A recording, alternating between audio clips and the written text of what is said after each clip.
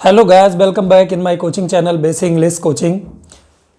Guys, मैंने आपको participle पढ़ाया जिसमें प्रेजेंट पार्टिसिपल, पास्ट पार्टिसिपल और परफेक्ट पार्टिसिपल तीनों शामिल हो गए।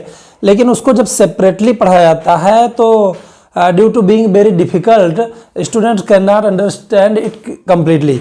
अगर ये सब एक ही में हो जाए, एक ही में समझाया जाए तो भी नहीं समझ पाएंगे, अलग अलग समझाया जाए तो भी कोई ना कोई दिक्कत महसूस होती है।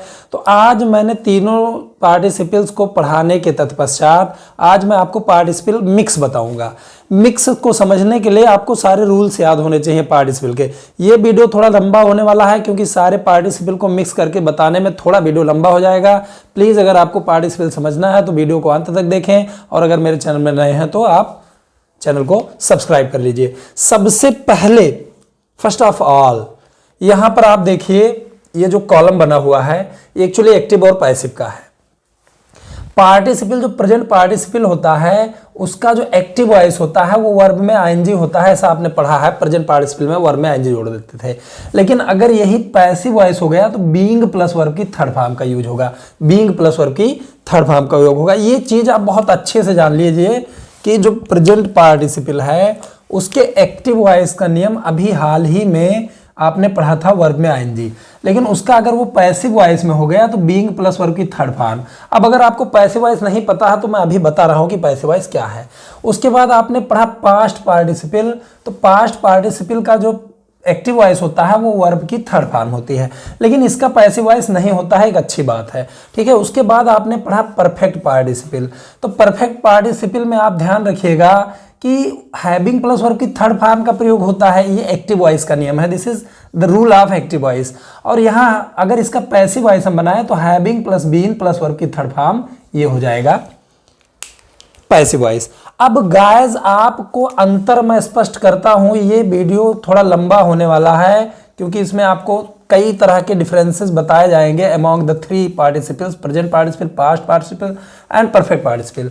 तो सबसे पहले मैं चाहता हूं कि आप इन तीन सेंटेंसेज को देखें और सबसे पहले क्लियर करें कि प्रेजेंट पार्टिसिपल वो कैसे हो जाता है और पास्ट पार्टिसिपल कैसे हो जाता है। देखिए यहां पे हार करके फ्रांसीसी युद्ध में पीछे हट गए। दूसरा है अंग्रेजों को हरा करके फ्रांसीसी खुशी से नाच उठे। फिर ये देखिए मुझे देखकर वह छुप गया। अब मैंने इन तीनों को पढ़ा क्यों? क्योंकि इसमें एक सिमिलरिटी देखिए क्या है। वहां पे देखिए देख कर आ गया है, यहां भी करके आ गया है। तो कर या करके आता है तो हमें प्रेजेंट पार्टिसिपल बनाना होता है, सब्जेक्ट से पहले बनाना होता है। लेकिन अगर समय का अंतर कम है तो प्रेजेंट पार्टिसिपल बनाना होता है, अगर समय का अंतर ज्यादा है तो परफेक्ट पार्टिसिपल बनाना होता है। तो प्रेजेंट पार्टिसिपल में 1-2 सेकंड का या माइक्रो सेकंड का जो है अंतर रहेगा। देखिए मुझे देखकर वह छुप गया, मुझे देखकर वह छुप गया, इसमें दो काम हुए हैं, देखा और छुप गया। दोनों कामों में बहुत ही कम अंतर है, a little bit of difference. तो देखिए मुझे देखकर वह छुप गया, जैसे देखा 1 सेकंड में छुप गया, माइक्रो सेकंड में छुप गया, तभी ये प्रेजेंट पार्टिसिपल है। ये चीज ध्यान रखिए।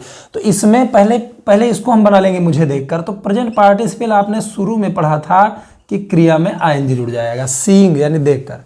किसको देखकर? मुझे यानी मी, सीइंग मी।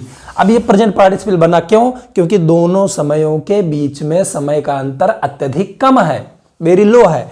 यहां देखिए वह छुप गया। अब इसको बना लेंगे, कौन छुप गया? वह ही। छुपना की अंग्रेजी हाइड होता है, उसका सेकंड फॉर्म हो जाएगा हिड। गाइस एक चीज और ध्यान रखिए, हाइड एक ऐसा शब्द है जिसके बाद निजवाचक सर्वनाम यानी रिफ्लेक्सिव प्रोनाउन यानी ही के साथ हिमसेल्फ जरूर लगता है, हिमसेल्फ। तो यहां पे प्रेजेंट पार्टिसिपल क्यों बना? मुझे देखकर वह छुप गया, क्योंकि इसमें समय का अंतर कम है, सीइंग मी, ही, हिड, हिमसेल्फ। अब गाइस आते हैं पहले इस सेंटेंस पर। चलिए यहां भी अंग्रेजों को हरा कर, चलो करके नहीं आता है, चलो माना ऐसे ही आ जाए, लेकिन मैंने बताया था करके आते हैं। अंग्रेजों को हरा कर फ्रांसीसी खुशी से नाच उठे। तो अब इसमें देखिए, इसमें भी वही है, वहां भी कर आया था, यहां भी कर आया है। लेकिन अंग्रेजों को हरा कर फ्रांसीसी खुशी से नाच उठे, ये इसमें समय का अंतर 1 सेकंड माइक्रो सेकंड का नहीं है। हराया जैसे हराया तो हराने वाला काम एकदम खत्म हो गया, एकदम से खत्म हो गया। उसके बाद तब खुशी से नाच उठे, यानी हरा कर उसमें 1 सेकंड का तो अंतर है नहीं, माइक्रो सेकंड का अंतर तो है नहीं, एक आध मिनट तो लगे होंगे। एक आध मिनट की जब बात हो जाए या थोड़े ज़्यादा समयों की बात हो जाए, 30 सेकंड 40 सेकंड की बात हो जाए, तो वो परफेक्ट पार्टिसिपल बनता है। ये चीज़ ध्यान रखिएगा, ठीक है। तो यहाँ पे और हाँ एक्टिव वॉइस है, ये देखिए नाच उठे कौन, फ्रांसीसी सब्जेक्ट है, और अंग्रेजों को हराया किसने, फ्रांसीसियों ने, तो एक्टिव वॉइस है। अगर इसमें पैसिव वॉइस होगा तो इस सेंटेंस को आप ध्यान से समझिए, हार करके फ्रांसीसी युद्ध में पीछे हट गए, ठीक। तो यहां पे देखिए कौन पीछे हट गए, फ्रांसीसी, लेकिन हराया किसने, पॉइंट नोट करिए, point to be noted Maillard. यहां पे ध्यान रखिए कि यहां पे युद्ध में पीछे हटे फ्रांसीसी, लेकिन इनको हराया किसने पता नहीं, तब ये पैसिव वॉइस है, तब ये पैसिव वॉइस है। लेकिन यहां देखिए फ्रांसीसी खुशी से नाच उठे, कौन नाच उठे, फ्रांसीसी, और अंग्रेजों को हराया किसने, इन्होंने हराया, तो ये एक्टिव वॉइस है। तो एक्टिव वॉइस में हैविंग प्लस वर्ब की थर्ड फॉर्म का प्रयोग किया जाता है।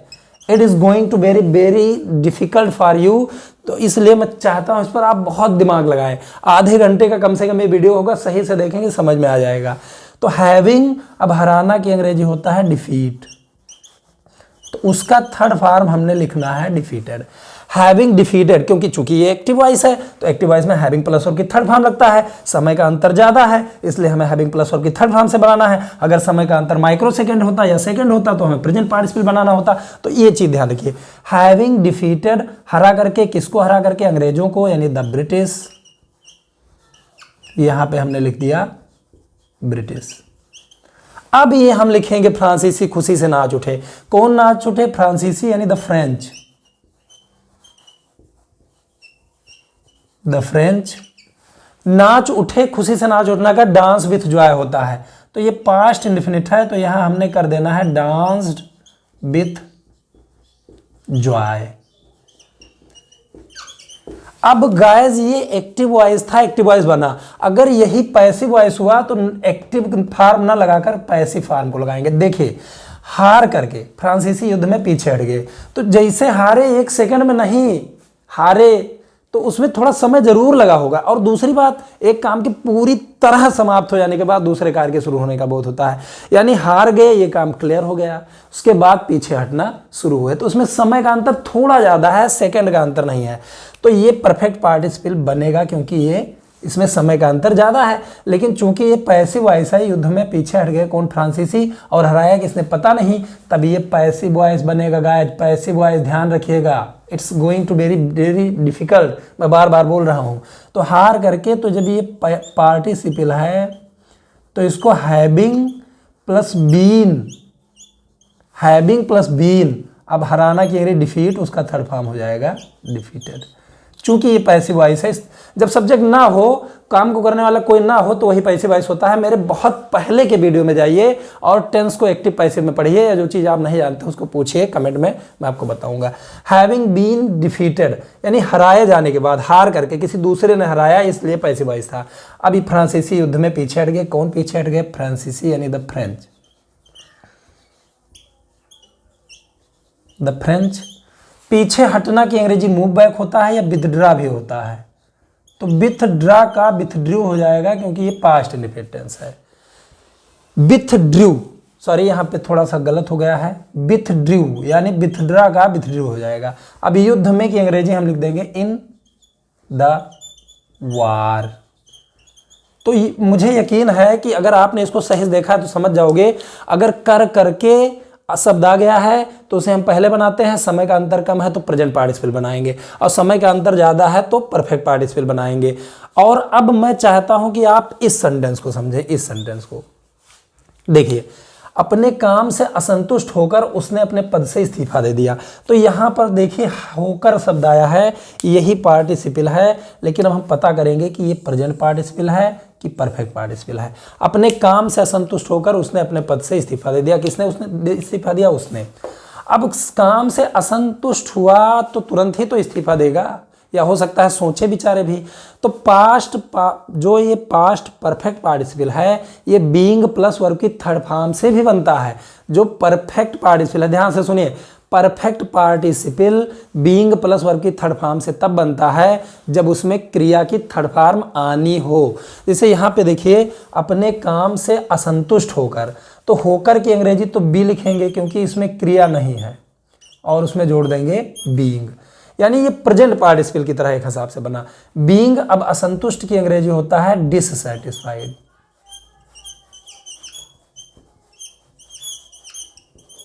ये हो गया असंतुष्ट होकर अपने काम से, यानी विथ हिज वर्क। से की अंग्रेजी विथ होगा, विथ हिज वर्क। तो ये सेंटेंस हमने बनाया, being dissatisfied with his work. अब उसने अपने पद से इस्तीफा दे दिया। किसने इस्तीफा दे दिया? उसने, यानी ही।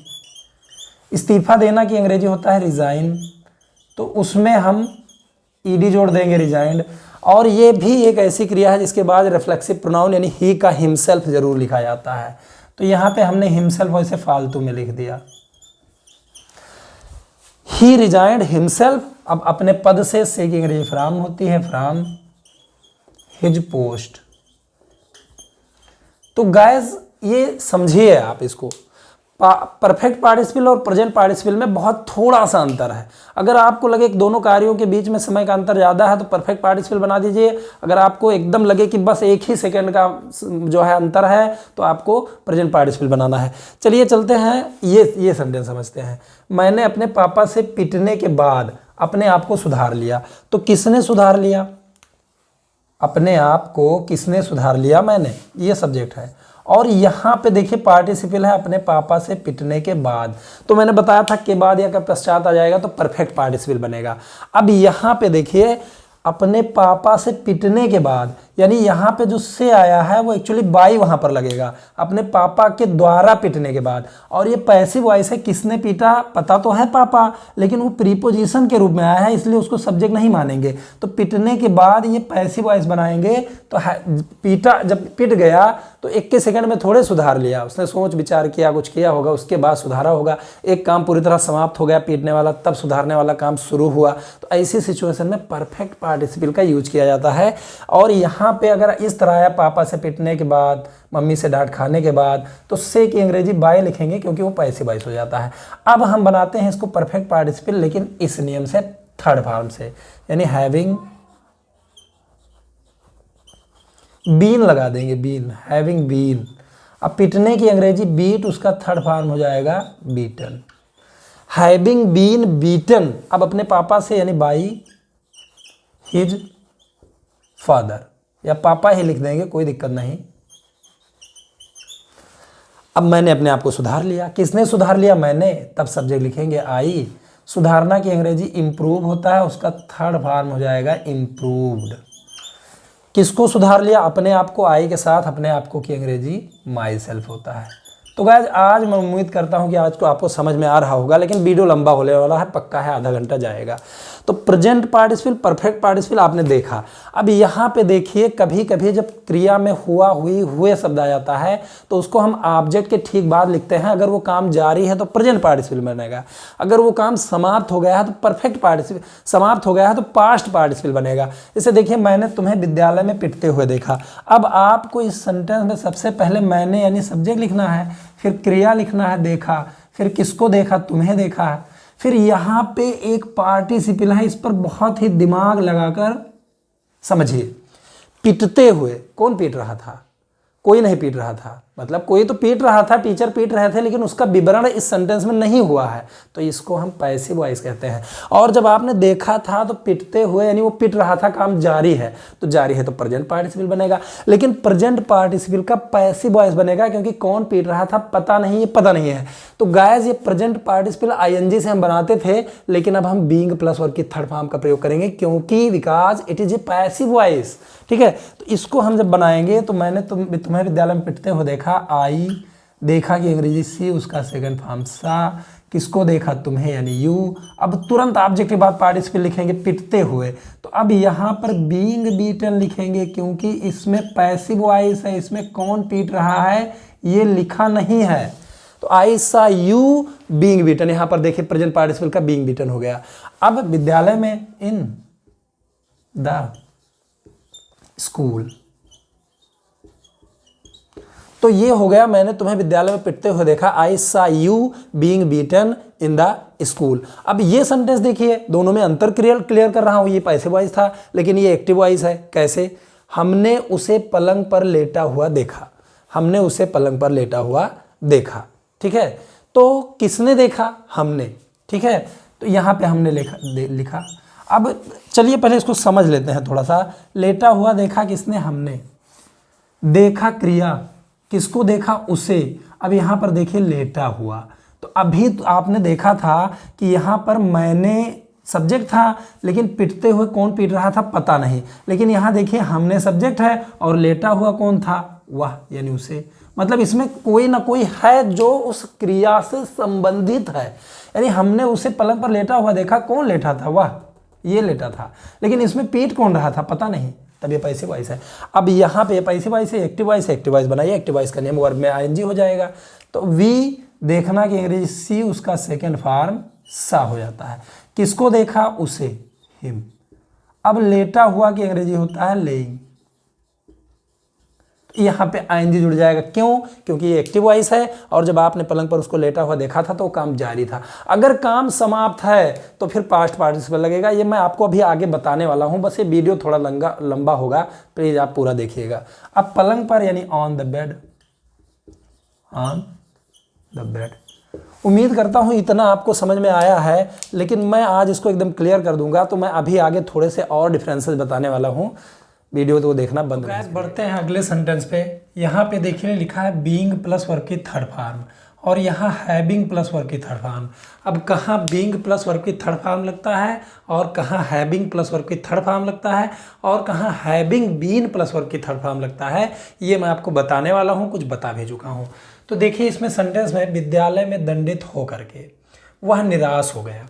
अब इसमें पता लगाएंगे कि प्रेजेंट पार्टिसिपल है कि पास्ट पार्टिसिपल है। तो विद्यालय में दंडित हो करके, जैसे दंडित हुआ वैसे ही वो निराश हो गया। तो ये प्रेजेंट पार्टिसिपल है, लेकिन विद्यालय में दंडित हो करके किसने दंडित किया पता नहीं, इसलिए ये पैसिव वॉइस है। तो भाइयों किया क्या जाएगा कि प्रेजेंट पार्टिसिपल लिखेंगे लेकिन पैसिव फॉर्म लिखेंगे, यानी बीइंग प्लस वर्ब की थर्ड फॉर्म। क्योंकि एक चीज़ जान लीजिए, अगर सब्जेक्ट नहीं है तो वो आके पैसिव वॉइस में हो जाएगा। वह निराश हो गया, कौन निराश हो गया? वह। अब विद्यालय में दंडित होकर के, दंडित करने वाला कोई यहाँ पे लिखा नहीं है। लिखा नहीं है इसका मतलब ये दंडित करने वाले का सब्जेक्ट नहीं है। तो जब सब्जेक्ट ना हो तो वो पैसिव वॉइस में होता है। तो बनाएंगे तो प्रेजेंट पार्टिसिपल, लेकिन बीइंग प्लस वर्ब की थर्ड फॉर्म से, तो यही बीइंग प्लस थर्ड फॉर्म का नियम है। यानी बीइंग, अब दंडित होकर के, यानी दंडित होना की अंग्रेजी पनिश, उसका थर्ड फॉर्म हो जाएगा पनिश्ड, बीइंग पनिश्ड। अब विद्यालय में लिखेंगे यानी इन द स्कूल। तो ये क्लियर हो गया कि बीइंग प्लस वर्ब की थर्ड फॉर्म कहाँ पे लगती है। तो विद्यालय में दंडित हो करके being punished in the school. अब वह निराश हो गया, इसको लिखिए। कौन निराश हो गया? वह ही। होना की अंग्रेजी बिकम होता है, उसका सेकंड फॉर्म बिकेम हो जाएगा। निराश की अंग्रेजी हम लिख देंगे डिसअपॉइंटेड। ये हो गया आपका बीइंग कैसे लगेगा। Being punished in the school he became disappointed. कुछ लोग ऐसा भी आर्गूमेंट कर सकते हैं, कुछ लोग ऐसी भी बहस कर सकते हैं कि ये काम समाप्त हो गया विद्यालय में दंडित होकर के, उसके बाद ये निराश होना शुरू हुआ। हालांकि हमें तो लगता है समय का अंतर बहुत कम है, लेकिन इसमें विवाद हो सकता है, आर्गूमेंट हो सकता है। अगर ये आपको लगे परफेक्ट पार्टिसिपल है तो हैविंग बीन प्लस वर्ब की थर्ड फॉर्म, यानी having been punished in the school he became disappointed. वैसे ये प्रेजेंट पार्टिसिपल ज़्यादा लगता है, क्योंकि जैसे ही विद्यालय में दंडित हुआ वो निराश हुआ, समय का अंतर बहुत कम है, तो बीइंग प्लस वर्ब की थर्ड फॉर्म का यूज करेंगे। अब तो बीइंग प्लस वर्ब की थर्ड फॉर्म आप जान गए। इसके बाद है हैविंग प्लस वर्ब की थर्ड फॉर्म कैसे पूरा करेंगे।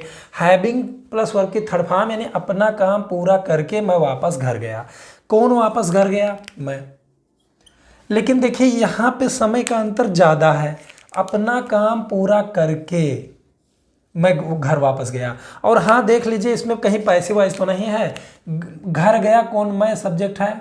काम पूरा किया किसने? मैं, यानी मैंने सब्जेक्ट है। मतलब इसमें सब्जेक्ट नहीं था, इसमें काम को करने वाला कोई नहीं था, इसलिए पैसिव वॉइस बना। और ये अब एक्टिव वॉइस बनेगा, लेकिन समय के बीच में अंतर कम है, यानी समय के बीच में जो अंतर होता है वो कम है। यानी अपना काम पूरा करके मैं वापस घर गया, यानी ये काम पूरी तरह समाप्त हो गया तब ये चालू हुआ। और काम पूरा हुआ तो 1 सेकंड में घर नहीं पहुंच गए, इसमें 1 सेकंड में होता है। देखो जैसे दंडित हुआ वैसे निराश हो गया 1 सेकंड में, लेकिन यहाँ काम पूरा किया तो 1 सेकंड में थोड़े घर पहुंच गया, समय लगा। तो ये परफेक्ट पार्टिसिपल बनाएंगे। तो परफेक्ट पार्टिसिपल की एक्टिव वॉइस का नियम हैविंग प्लस वर्ब की थर्ड फॉर्म है। तो यहां हम लिखेंगे हैविंग, अब उसके बाद पूरा करना की अंग्रेजी कंप्लीट, उसका लिख देंगे कंप्लीटेड। क्या पूरा करके? अपना काम, यानी हिज वर्क। फिर अब ये सेंटेंस हम लिखेंगे मैं वापस घर गया, यानी आई, जाना की अंग्रेजी गो, उसका सेकंड फॉर्म वेंट, वापस की अंग्रेजी बैक, और घर की अंग्रेजी होम। उम्मीद है आप टेंस जानते होंगे, अगर टेंस नहीं जानते हैं तो आपको दिक्कत हो सकती है। तो अपना काम पूरा करके मैं घर वापस गया, कौन घर वापस गया? मैं। और काम किसने पूरा किया? मैं, इसलिए दोनों एक्टिव वॉइस है, लेकिन समय का अंतर काफ़ी ज़्यादा है, यानी इसमें 1 सेकंड 2 सेकंड की बात नहीं हो रही है, इसलिए perfect participle having plus verb की थर्ड फॉर्म लगी, यही हैविंग प्लस वर्ब की थर्ड फॉर्म है। तो इसको छोड़कर एक चीज़ मैं और बताने वाला हूँ कि अगर समय का अंतर बहुत कम है, प्रेजेंट पार्टिसिपल आए और उसमें पहले उपवाक्य में पहला जो फ्रेज है उसमें क्रिया ना आए, केवल कंप्लीमेंट आए या कोई ऐसा शब्द आ जाए जो एडजेक्टिव हो, एडवर्ब हो, तो हम क्या करते हैं? Being plus verb, being plus complement लिखते हैं। जैसे यहाँ पे देखिए, आप इसको देखेंगे ज़्यादा अच्छा रहेगा। नाराज हो करके वह यहाँ से चला गया। कौन चला गया? वह। कौन नाराज हुआ? वह। दोनों एक्टिव वॉइस है। अब जैसे नाराज हुआ वैसे तो गया, तो यहाँ पे इसलिए प्रेजेंट पार्टिसिपल बनाएंगे, लेकिन इसमें चूंकि क्रिया नहीं है, नाराज होना कोई भी क्रिया नहीं है, नाराज यानी एंग्री वो एडजेक्टिव है, तो हम बीइंग लगाएंगे प्लस हो करके हो गया, बीइंग हो गया। अब नाराज की अंग्रेजी लिख देंगे एंग्री, बीइंग एंग्री, ये हो गया नाराज होकर के। अब वह यहाँ से चला गया, इसको बना लीजिए ही वेंट, गो का सेकंड फॉर्म वेंट हो जाएगा क्योंकि पास्ट में फिट। अब यहाँ से यानी फ्रॉम हियर। तो इस तरह से आपको बनाना है। फिर मैं चाहता हूं ये सेंटेंस अभी छूटे, यहां से समझिए। प्रेजेंट पार्टिसिपल और पास्ट पार्टिसिपल को समझिए। खोया हुआ बच्चा वापस घर आ गया, तो यहां पे देखिए पार्टिसिपल है खोया हुआ बच्चा, और वहीं पर यहां सेंटेंस में देखिए उबलता हुआ पानी भट्टी से गिर गया। कौन गिर गया? उबलता हुआ पानी। क्या गिर गया? उबलता हुआ पानी। अब इसमें हम कैसे पहचानेंगे कि प्रेजेंट पार्टिसिपल है कौन सा है, कौन सा पास्ट पार्टिसिपल है? देखिए घर वापस आया कौन? खोया हुआ बच्चा, तो उसका खोना जो है समाप्त हो गया था, खो चुका था, वो समाप्त हो गया है, तो थर्ड फॉर्म यानी पास्ट पार्टिसिपल। और यहाँ देखिए उबलता हुआ पानी भट्टी से गिर गया, जब वो भट्टी से गिरा तो उबल रहा था, उसके उबलने की प्रक्रिया जारी थी। सिंपल वर्ड में यू कैन अंडरस्टैंड कि जो काम जारी रहेगा वो आईएनजी प्लस आईएनजी से बनेगा, यानी प्रेजेंट पार्टिसिपल, और जो काम समाप्त रहेगा वो थर्ड फॉर्म यानी पास्ट पार्टिसिपल से बनेगा। तो खोया हुआ बच्चा, तो हम यहाँ लिखेंगे द लोस्ट चाइल्ड, यानी लूज का खोना, उसका थर्ड फॉर्म हो जाएगा लोस्ट, और चाइल्ड क्योंकि ये पास्ट पार्टिसिपल है भाइयों, द लोस्ट चाइल्ड। अब घर वापस आ गया यानी केम, आ गया, बैक मतलब वापस, होम यानी घर। तो यहाँ पे खोना शब्द जो था वो एक्चुअली समाप्त हो गया था, इसलिए हमने पास्ट पार्टिसिपल की रचना यहाँ पे किया। और यहीं पे देखिए उबलता हुआ पानी भट्टी से गिर गया। कौन गिर गया? क्या गिर गया? उबलता हुआ पानी। यहाँ पे जारी है काम, पानी उबल रहा था, तो इसको हम लिखेंगे आईएनजी लगाकर, यानी present participle, the boiling water, यानी ये हो गया उबलता हुआ पानी, यानी इसमें आईएनजी जोड़ देंगे। द बॉइलिंग वाटर, गिर गया यानी गिरना की अंग्रेजी होता है फॉल डाउन, उसका सेकंड फॉर्म हो जाएगा फेल डाउन। अब हम ये लिख देंगे भट्टी से की अंग्रेजी फ्राम होता है, और भट्टी की अंग्रेजी फ्यूरेंस होता है। मीनिंग आपको याद करना है, अगर इंग्लिश आपको जानना है तो मीनिंग याद करना पड़ेगा। फिर एक सेंटेंस ऐसा था कि अगर हुआ हुई हुए क्रिया में आ जाते थे तो वो मुख्य ऑब्जेक्ट के बाद बनते थे, लेकिन उसमें प्रेजेंट पार्टिसिपल था, पास्ट पार्टिसिपल था। तो ये आप समझिए, हमने पौधों को फूलों से लदा हुआ देखा, तो लदा हुआ यहाँ पे पार्टिसिपल है। यहाँ पे भी देखिए हमने नदी में एक बच्चे को डूबता हुआ देखा। किसने देखा? हमने। अब यहाँ पे डूबता हुआ, ये देखिए डूबना, ठीक है। तो डूबता हुआ यानी यहाँ पे वहाँ पे अंतर है थोड़ा सा। जब आपने फूलों को पौधों से लदे हुए देखा था तो उनका लदना समाप्त हो गया था, फूल ऑलरेडी लग चुके थे ना, ऐसा तो है नहीं कि एक एक फूल और लद रहे थे, यानी वो काम समाप्त हो गया था। तो हमें वहाँ थर्ड फॉर्म यानी पास्ट पार्टिसिपल लिखना है। और यहाँ पे देखिए हमने नदी में एक बच्चे को डूबता हुआ देखा। जब आपने बच्चे को देखा था तो बच्चा डूब रहा था, जारी था उसका काम। तो बस यही अंतर, this is only the difference between past and present participle. ठीक है, हमने पौधों को फूलों से लदा हुआ देखा, तो इसको जब हम बनाएंगे तो पहले सब्जेक्ट लिखेंगे बी। अब देखा कि इंग्लिश सी, इसका सेकंड फॉर्म सा। हमने देखा, किसको देखा, फूलों को, पहले ऑब्जेक्ट लिख देंगे द फ्लावर्स, यानी क्या देखा का प्रश्न करने पर ऑब्जेक्ट मिल जाता है फ्लावर्स। अब बी सा द फ्लावर्स। अब हम मुख्य ऑब्जेक्ट के बाद पार्टिसिपल लिखेंगे लदा हुआ। तो लोड मतलब लदना और उसका थर्ड फॉर्म होता है लडन, उसका थर्ड फॉर्म होता है लडन। तो वी सा द फ्लावर्स लडन। अब यहां जो है सारा बन गया। हमने पौधों को फूलों से लदा हुआ देखा। बिस्सा द, नहीं यहाँ पे थोड़ा सा मिस्टेक हो गया है, माफ करिएगा, थोड़ा सा मिस्टेक हो गया है ऑब्जेक्ट ढूंढने में।